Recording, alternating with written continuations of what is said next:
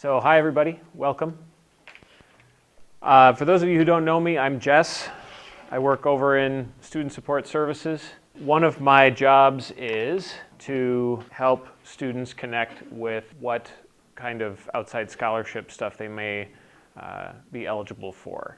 I guess I sort of do that in an amateur capacity. We've got some professionals here who will talk to you a bit about the scholarships that are available for them, but what we're looking at today are mainly scholarships that are outside scholarships, stuff that is outside of your financial aid package. There will be a bit of information about sort of the scholarships that you get as well, but we're mainly looking at stuff for people who are looking for more funding. And I will be talking a little bit about the Student Support Services grant aid later. But to start things off, we have David from the Duluth Superior Area Community Foundation, and he's going to tell you about some of his. I am the Scholarship Officer at the Duluth Superior Area Community Foundation, and I'm excited to be here today to tell you what I do for a living. The very quick summary of what I do for a living is give away money. I give away about $900,000 a year. The Community Foundation, as I hope some of you all know, it's a group of different funds. It's about 360 funds right now. The majority of those funds give to nonprofits, for example, the Goodwill or the United Way or whatever. In addition to those, though, we have 60 that are specifically scholarships. And when you create a scholarship at the Community Foundation or anywhere, you get to set the criteria under which that scholarship is given. And I have sorted through my 60 scholarships and created a grid of scholarships that some of you potentially might be able to apply for. There will be some on here that I'm pretty sure many of you won't be able to apply for, but hopefully there's one or two that you can apply for. Step number one, I guess, in this whole scholarship search process is to look through this list and say, ooh, yes, ooh, nope, nope, yes, yes, no, no, yes, type of thing. Then after that, you will probably want to go to my website. This is the Community Foundation website. Go to Receive, Scholarships, How to Apply, and then click on this, follow this link to start on the path to paying for your education. You're going to come up to a page that's going to ask you to create a profile. Enter in your super basic information, name, phone number, and an email address. Immediately you will get bounced into an eligibility quiz. The eligibility quiz is 17 questions, and the results of those 17 questions will pull up a list of scholarships you potentially could apply for. Hopefully that list and this list will be the same for you. If it's not and there's some technical glitch or something going on that's not letting a scholarship appear, my name and number is at the bottom of this paper. Contact me and let me know why you think you should be able to apply for a scholarship and what troubles you're having in not allowing you to apply. So after you've gotten in, after you've found the scholarships that you can apply for, then you need to start through the application. The application is kind of on the long side. There's a lot of questions, but we want some good information from you. A lot of the questions are super easy. Name, address, telephone number. No brain power involved in answering those questions, but there are 4 or 5 questions that are going to take a little bit more brain power. In particular, most of the essays, scholarships you would apply for will be asking a question, why do you deserve this scholarship? A sentence that says, I deserve it, is not going to pass. You're not going to get the scholarship with a super brief, unthoughtful answer like that. Committees are looking for serious answers, and they need to be able to make decisions between winners and losers, and that is one of the things that's going to help them make their decision. Of course, they're going to look at grades, they're going to look at other financial need documentation and other letters of recommendation, but the effort that you put forward on the front side on that application itself is super, super important. So then, I just kind of briefly mentioned most of the other parts of the application, but you'll need letters of recommendation. It's also part of this application process. You will enter in the name and the email address of the person you'd like to write a letter of recommendation and hit save, and the system automatically sends that teacher an email saying Mary or Freddie or Joseph, whoever you are, wants you to write a letter of recommendation for their scholarship. And then they can hit a link in that email and it automatically uploads their comments, their uploaded document appends that to your application portfolio.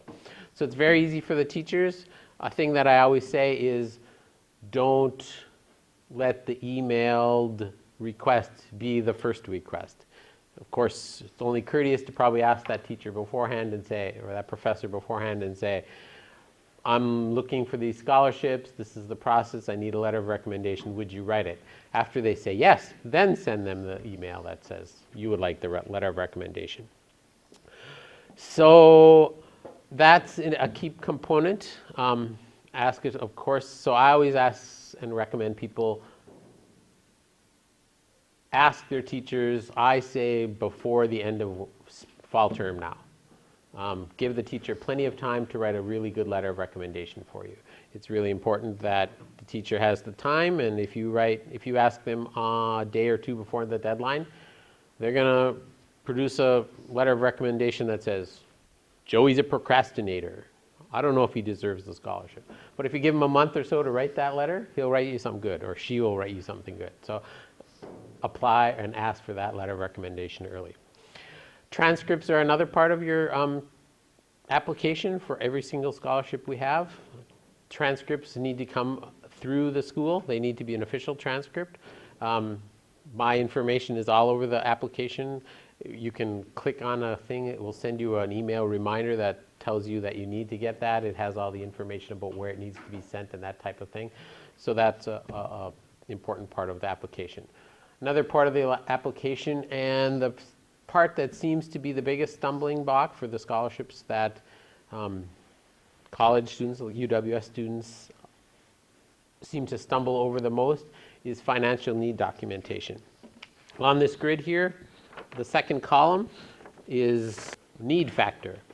Again, when people set up a scholarship at the Community Foundation, they get to set the criteria, and some criteria say need is important. We want to give to the people that have the most need.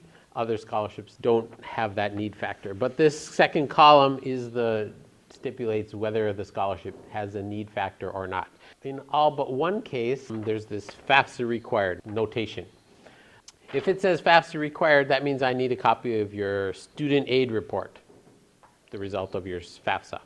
Jumping back one step, I haven't said that the deadline for filling out these scholarship applications is January 15th, a very, very important date. It's down there at the bottom of the page, but January 15th at 11:59 p.m.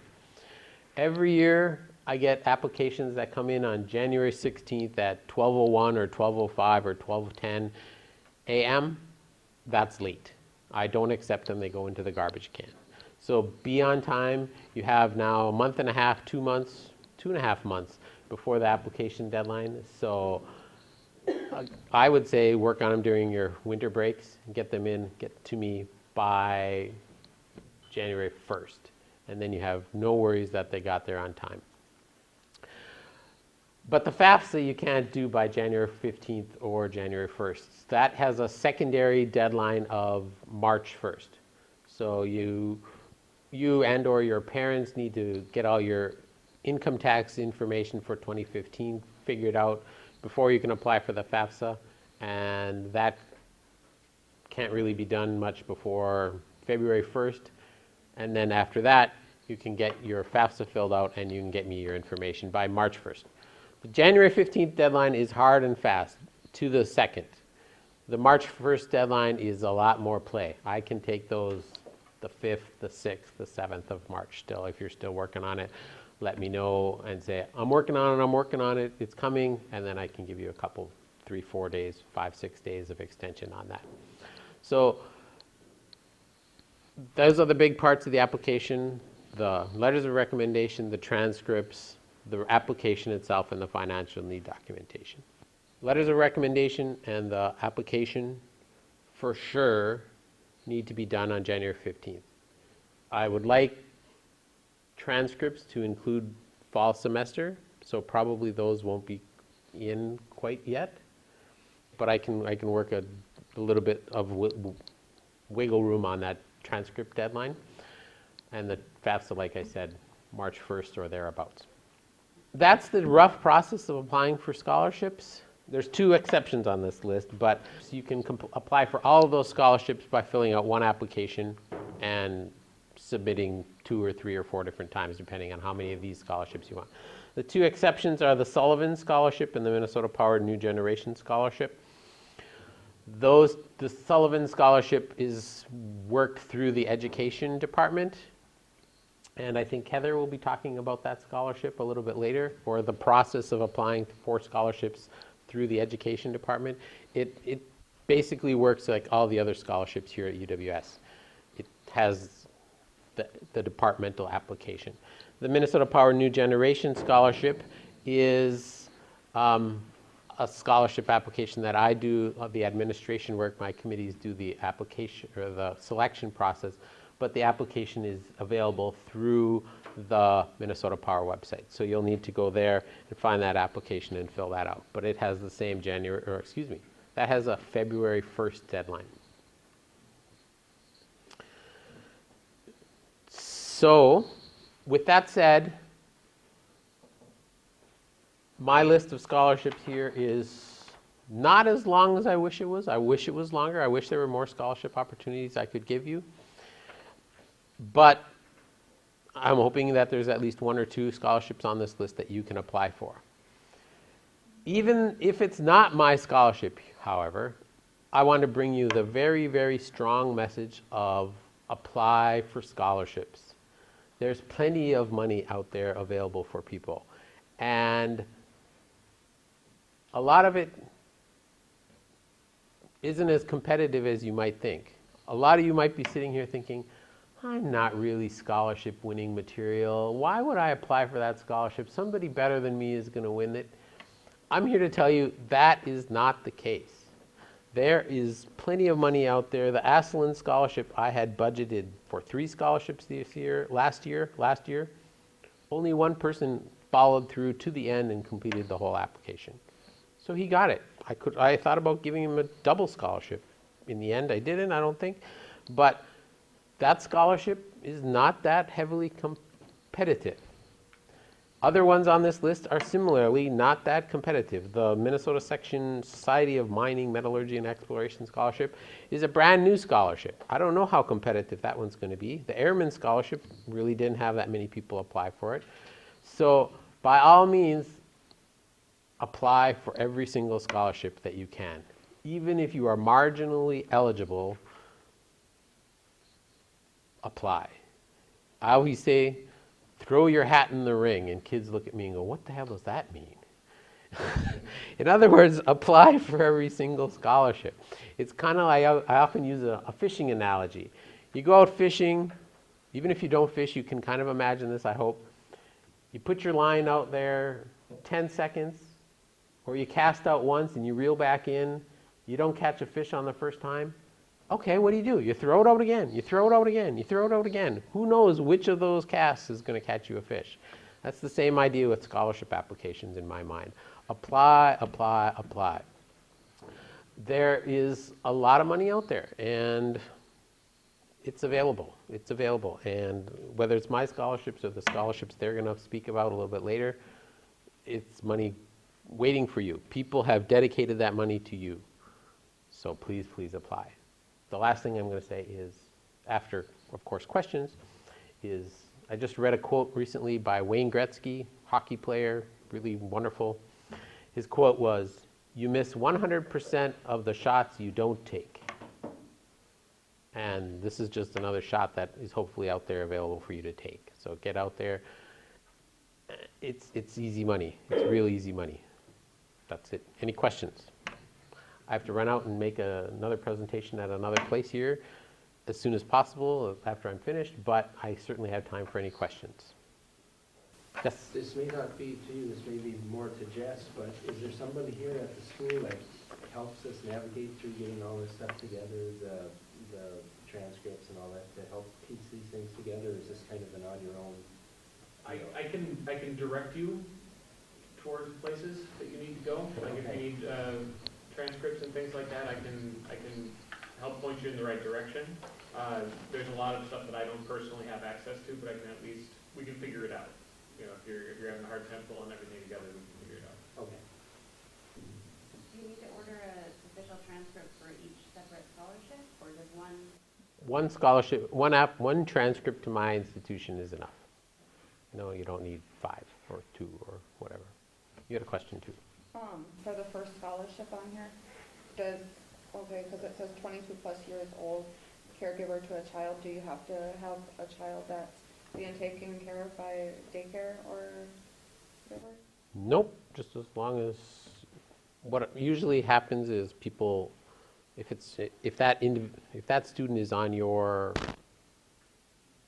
tax form, is a dependent on your tax form, that's what I usually go with. But I've had people that had a child born in the first week in January, or even I'm expecting my first child and she will be arriving in March. Clearly she's not on the 2015 tax form. In that case, yeah, that's fine. Any other questions? Yes. For the education one, Mhm. if there's Superior High School, does that mean you have to go there? You have to have attended Superior High School. And then for education, can that include you for like the biology teaching? Yep, yep, yep. Whereas dependents on tax forms, what about situations where you alternate years and sharing, when you're divorced? Alternate years of employment?